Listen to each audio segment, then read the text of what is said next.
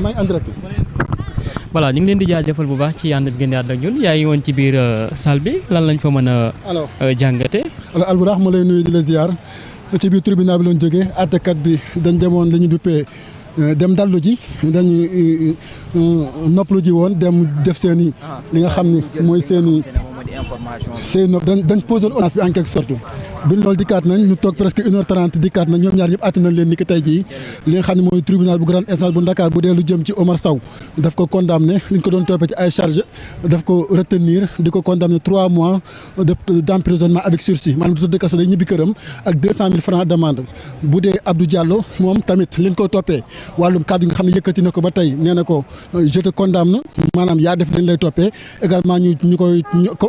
condamné ko 3 mois d'emprisonnement avec sursis moom tamit waaw sans amende kon moom 3 mois la Omar Sow 4 mois la avec sursis ñoom ñaar ñëpp mais contrairement Omar Sow day fay amende bu toll ci 200 000 francs CFA mu nekk li nga xam ne tey moom la àttekat bi jël def ko ci ñoom ñaar ko ñu mën a jàpp tey que ni ginnaaw depuis ce matin. moo nekkoon la réaction de ces avocats quand même. Bah les réactions dans la salle c'était plutôt du côté du public parce que daanaka salle bi dafa fees teel actuellement mais seeni ñoom ñoo fa nekkoon véritablement sentiment de contentement jëm ci ñoom mbégte mu am solo lañ am tey jii ñoom Omar Sow également dañ taxaw parce que bi juge bi àtte ba pare daf leen wax carrément que ni lii ngeen di def nii xool leen ni ngeen di waxee ci dëkk bi tout ça madame gaar leen xamal leen que ni kàddu gi jëkku rafetul tey mel na ni juge bi également ni mu waxee dafa dugal clémence ci mbir mi ndax daf leen a woo ñu ñëw taxaw ci njëkk ak teraanga waxal leen carrément que ni je vous condamne avec sursis kii 3 mois day ñibbi këram kii 3 mois 4 mois avec 200 000 francs di Omar Sow nekk mbégte ma am solo moo xam ne am nañ ko tey ji ñoo ñëw di génn salle bi ñibbi li nga xam ne mooy seen kër globalement mooy li nga xam ne tey moo am ci tribunal bi.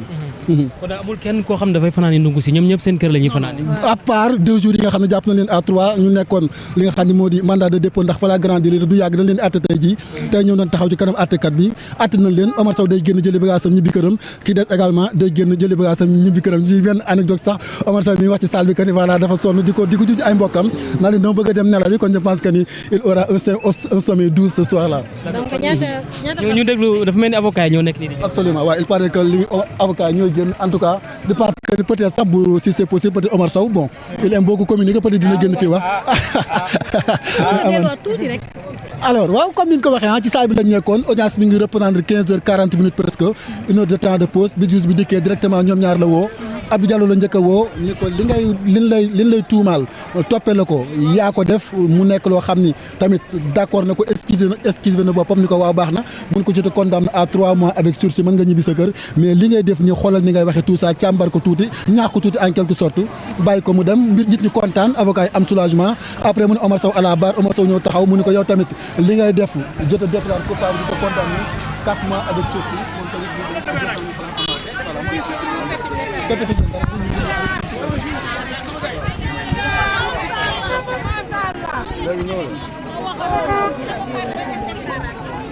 Vous êtes au complet, hein, gars. Vous êtes une seule et unique déclaration, n'est-ce pas? Hein?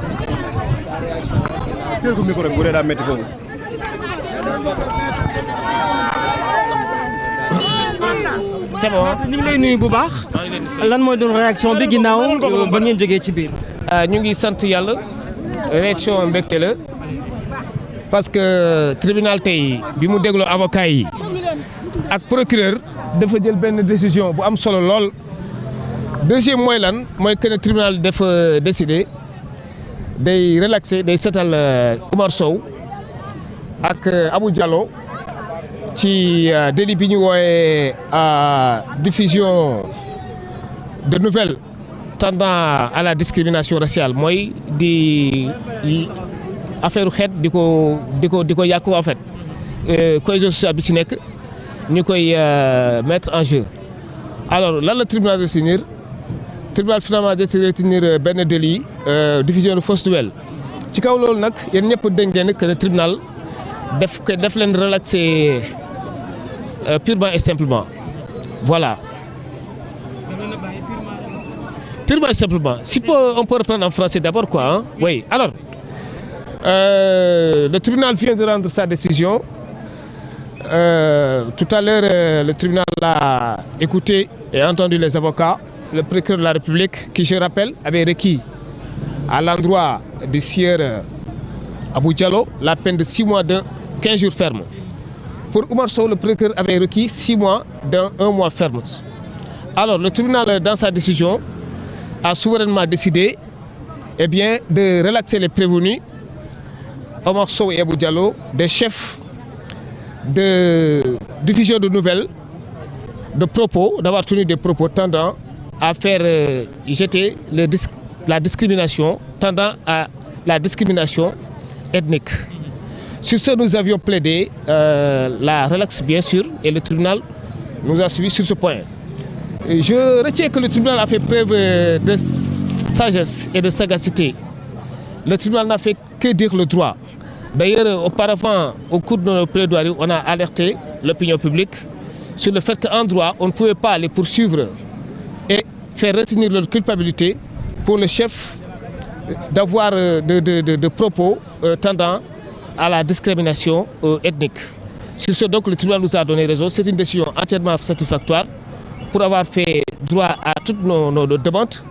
Et je pense qu'à partir de ce moment, les sirs Omar Sow et Abou Diallo vont rentrer chez eux. Et je dois préciser surtout à l'endroit de ceux qui n'ont pas peut-être compris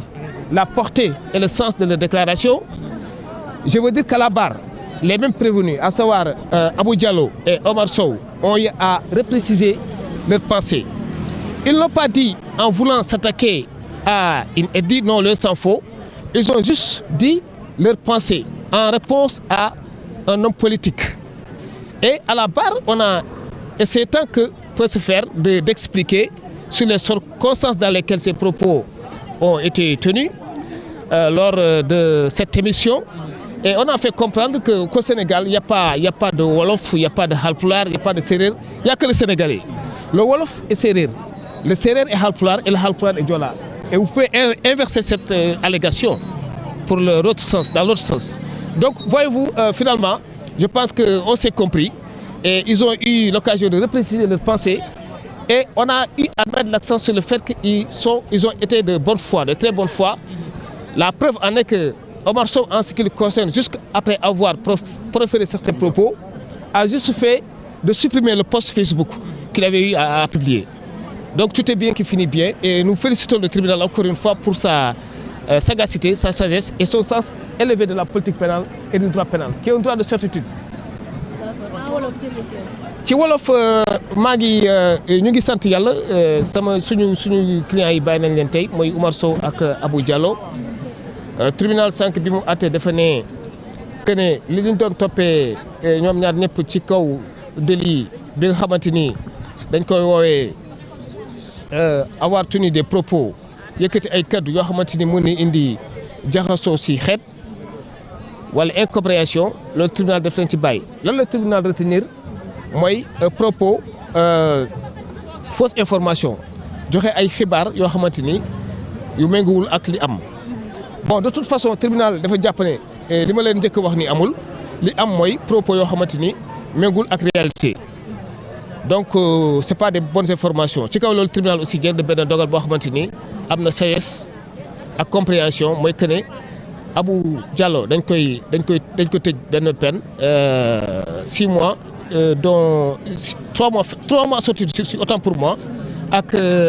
Omar Sow 4 mois sortis de sursis. Donc cela veut dire que incha allah rabi dinañu mën a fanaan seen kër tey incha allah bu soobee yàlla. ci wàllu waaso dama yëkkati kaddu te loolu bi ma ko waxee aussi ñoom confirmé nañ ko amuñu benn intention non parce que xam ngeen aussi il faut relativiser peut-être ñi ko déglu ñoo comprendre mais ku mel ni Omar Sow moom soxnaam d'abord séeréer la ñaareelam aussi olof la. alors à partir de ce moment dama jàpp ne ñoom aussi dañu jàpp ne fii si réew mi amul séeréer amul tukulóor amul wolof lan moo am sénégalais moo am. pulaar bi mooy wolof bi mooy séeréer bi mooy joolaa bi beneen sens bi aussi mun nga ko waxee noonu donc pour vous dire que incompréhension la rek parce que de toutes les façons d'ailleurs et puis loolu rafetlu nañ ko Omar Sow defe ne bu si génnee encore incha allahu rabi dina dox tànk jàmm woote vraiment juboo ak ñëpp booloo xam ne ñun ñëpp benn lañu Sénégal benn bopp la quoi kenn mënu ko xar ñaar donc loolu si ëpp solo te loolu aussi dañ koy préciser si ñëpp. du ñu nangu aussi si réew mi loo xamante ni Senghor ak suñu ay ñoo ko forgé mu mën a dem ni comme ça non il faut ñu bañ loolu te je pense que tey ñi assisté woon audience bi comprendre nañ loolu te loolu moo ëpp solo ci dossier bi. maa ngi leen di gërëm Aboubacry Baro avocat la. yow anu ko non justice moom xam nga benn baxane la justice lu mu àttee dañu jàpp ñun loolu mooy yoon te jàpp nañ justice Sénégal justice bu am solo la bu indépendante la